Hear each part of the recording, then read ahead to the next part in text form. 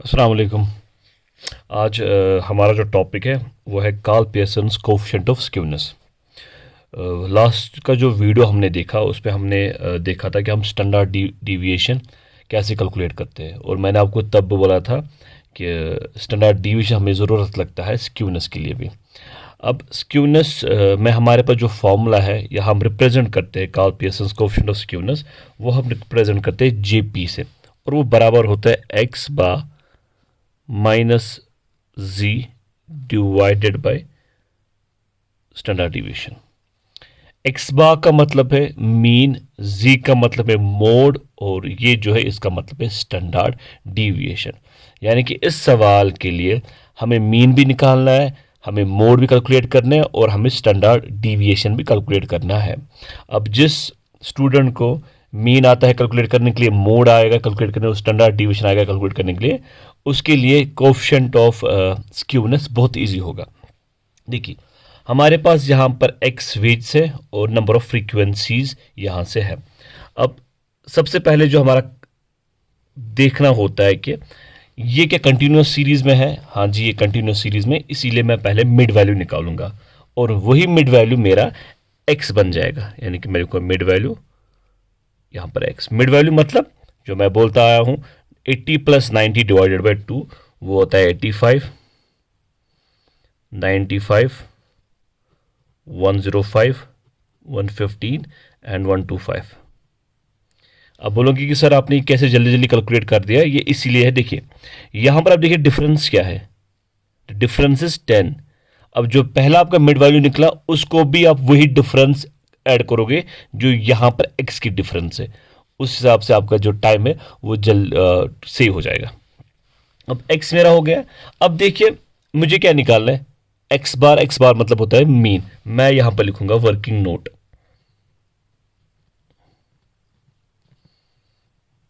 Working note मैंने लिखा यहां पर। वर्किंग नोट में मैं पहले लिखूंगा, मुझे करना क्या पहले, एक्स बार।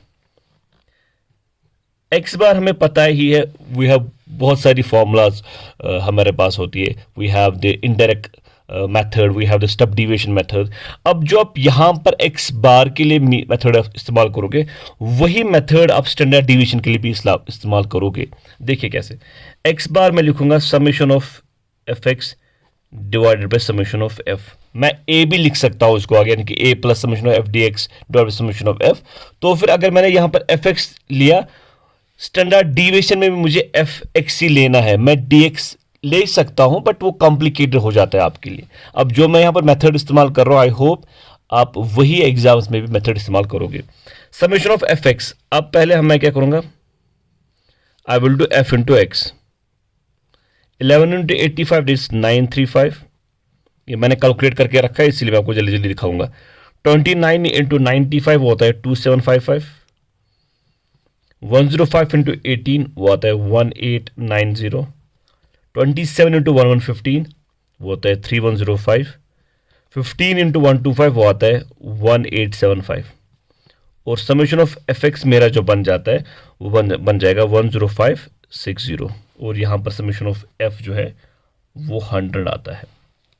ठीक, अब समेशन ऑफ एफ एक्स आपका निकला, दैट इज 10560 डिवाइडेड बाई 100, वो आता है 105.6। ठीक, यहां मतलब यहां पर जो एक्स बार है वो मेरा आ गया 105.6 माइनस ये है, इसको क्या बोल, mode divide by standard deviation. पहले हम स्टैंडर्ड डिविएशन ही देखेंगे क्योंकि ये रिलेटेड है इसके, हम वो देखेंगे। देखिए स्टैंडर्ड डिविएशन के लिए मेरे पास जो फॉर्मूला है वो भी है बहुत, हम लिखेंगे summation of F x square divide by summation of F minus summation of F x divide by summation of F का होल स्क्वायर। इसीलिए मैंने आपको बोला यहां पर अगर आप एफ एक्स निकाल रहे हो, यहां पर भी एफ एक्स ही कैलकुलेट कीजिए, वही वाली फॉर्मूला आप इस्तेमाल कीजिए, क्योंकि फिर कॉम्प्लिकेशंस होते हैं इस सवाल में वो कम हो जाएंगे इसमें।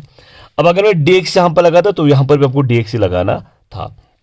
अब देखिए F x divide by F वो हमारे पास ऑलरेडी है। अब मुझे क्या करना है, summation of F x square करना है। F x square. अब यहां पर हमें क्या निकालना है, एफ एक्स स्क्वायर। देखिए बहुत सारे स्टूडेंट्स क्या करते हैं इसमें गलती, वो इस एफ एक्स का स्क्वायर करते हैं, वो जी गलत है। आपको क्या करना है, ये आप याद रखिए, this is F dot x square. आपको पहले एक्स स्क्वायर को स्क्वायरिंग करनी है, फिर इसको एफ के साथ इंटू करना है, क्योंकि फ्रीक्वेंसी आपकी चेंज नहीं होगी। ये मैं फिर से रिपीट कर रहा हूं, ये गलती नहीं करना कि आप एफ एक्स स्क्वायर यहां पर करोगे, यानी कि इसका स्क्वायरिंग करोगे, वो नहीं करना है। आपको पहले एक्स का स्क्वायर करना है, फिर उसको एफ के साथ इंटू करना है। अब मैंने स्क्वायरिंग करके रखी 85 इंटू 85 इंटू 11, वो आता है मेरा 79475। वैसे ही 95 इंटू 95 उसको फिर इसके साथ इंटू करना है 29 के साथ, वो आता है 261725। सेम वे 198450 357075 और ये है 234375 और ये कैलकुलेट करके आता है मेरा 11311100। मैं फिर से रिपीट कर रहा हूं, इस एफ एक्स स्क्वायर का मतलब ये नहीं है कि आप इस एफ एक्स को स्क्वायरिंग करोगे, नहीं, आपको एक्स को स्क्वायर करना है, फिर उसको एफ के साथ इंटू करना है, फिर वहां से आपको आंसर आएगा। अब यहां पर अगर हम देखेंगे, एफ एक्स स्क्वायर आपका है 11311100, F x that is 100, sorry summation of F that is 100 minus summation of F x divide by summation of F, वो ऑटोमेटिकली यहां पर 105.6 निकला, हम लिखेंगे वही 105.6 का होल स्क्वायर। ठीक, और ये जब मैं कैलकुलेट करता हूं वो आता है जी मेरे बराबर, ये आएगा 11311 और माइनस करना है 1151.36 और वो आता है मेरा बराबर 159.64 और वो आएगा 12.635। अब यहां पर मैं लिखूंगा 12.635। क्लियर? आई गेस इतना समझ आया होगा आपको। अगर आपको नहीं समझ आएगा इसमें कि मैंने क्या किया, प्लीज़ कमेंट बॉक्स में आप लिखिए, ताकि मैं आपको वो समझाऊँ, वहां पर भी समझाऊँ, या मेरा जो नया वीडियो होगा उसमें मैं आपको फिर से समझाऊँ।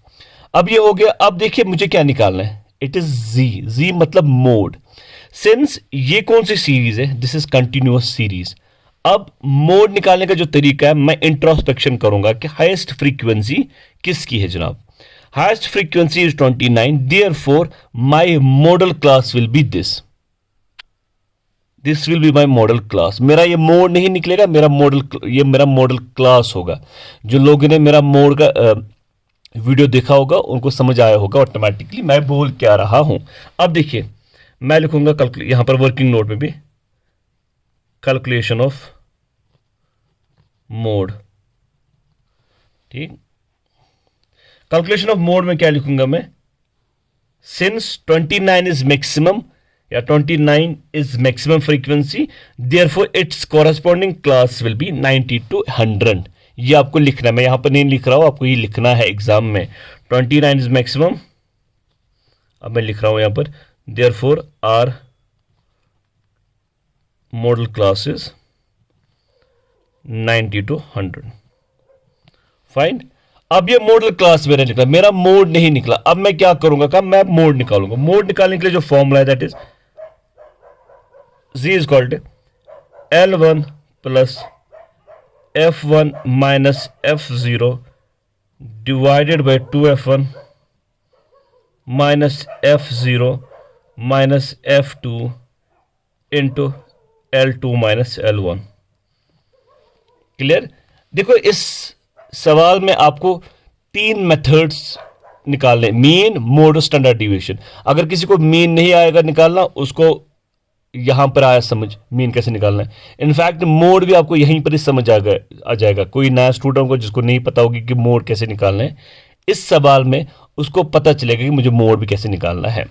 देखिए जी, दिस L1 मीन्स आपका लोअर लिमिट क्या है, दिस इज 90, L2 मतलब 100। मैं यहां पर लिखूंगा L1 इज 90, L2 इज 100। ठीक, ये आपको निकला। अब है F1 मतलब होता है इसकी अपनी फ्रीक्वेंसी क्या है? द फ्रीक्वेंसी इज 29, ठीक। f0 मतलब इसकी प्रीसीडिंग फ्रीक्वेंसी क्या है? That is 11। और f2 का मतलब होता है इसकी नेक्स्ट फ्रीक्वेंसी क्या है? That is 18। आपको ऐसे एग्जाम में लिखना है ताकि आपको मतलब वहां पर कोई कंफ्यूजन ना हो। क्लियर? आई गेस इतना समझ आया होगा आपको। अब यही हम इसमें सब्स्टिट्यूट करेंगे। That is 90 minus f1 is 29, f0 is 11 divided by 229 minus 11 minus 18 into L2 minus L1 that is 100 minus 90। ये कैलकुलेट मैं कर रहा हूं, वो आएगा मेरा 90 माइनस 29 माइनस 11 दैट इज 18। 29 को 2 के साथ इंटू करना है, फिर माइनस 11 माइनस 18 वो आता है 29 और इंटू 100 माइनस 90 दैट इज 10। ये जी मेरा आता है 96.2। This is my mode. अब यही मैं यहां पर सब्स्टिट्यूट करूंगा 96.2। क्लियर? यहां पर मेरे को एक और चीज बतानी है। जो आपका मॉडल क्लास होगा 90 100, इसके बीच में ही आपका मोड आएगा। अगर इससे ज्यादा मोड नहीं मेरे को आएगा, यानी कि 100 से ज्यादा मेरे को नहीं आएगा, 90 से कम मेरे को नहीं आएगा। बहुत रेयर सिचुएशन होती है जहां पर ऐसा कुछ होता है। बट अगर किसी स्टूडेंट को ये देखना होगा कि मेरा मोड ठीक है, मेरा मीडियंस ठीक है, उसको यही देखना होता है कि क्लास क्या है, और उसी क्लास के बीच में आपको आंसर आएगा। और एक और बात, मान लो मेरा यहां पर f1 आ गया तो इसका f0 तो कोई नहीं है, तब इन दैट केस आप वो 0 लोगे। या यहां पर अगर आया आपको जो अगर f0 और f2 नहीं होगा तब आपको वो 0 लेना है। अब जब मैं कैलकुलेट करता हूं वो आता है 0.74, यानी कि इस सवाल का जो स्क्यूनेस है वो है 0.74। This is how you calculate the coefficient of skewness. I hope आपको ये समझ आया होगा। इसकी एक और फॉर्मूला है जहां पर हम मोड के थ्रू नहीं, हम मीडियन के थ्रू इस्तेमाल करते हैं। वहां की जो फॉर्मूला होती है that is 3x bar minus m divided by standard deviation. वो हम नेक्स्ट वीडियो में अगर हो सकता है हम उसमें वो पढ़ेंगे। आई होप आपको ये समझ आया होगा। Do share it with your friends ताकि उनको भी ये वीडियो ये नॉलेज पहुंचाएगी। Thank you so much.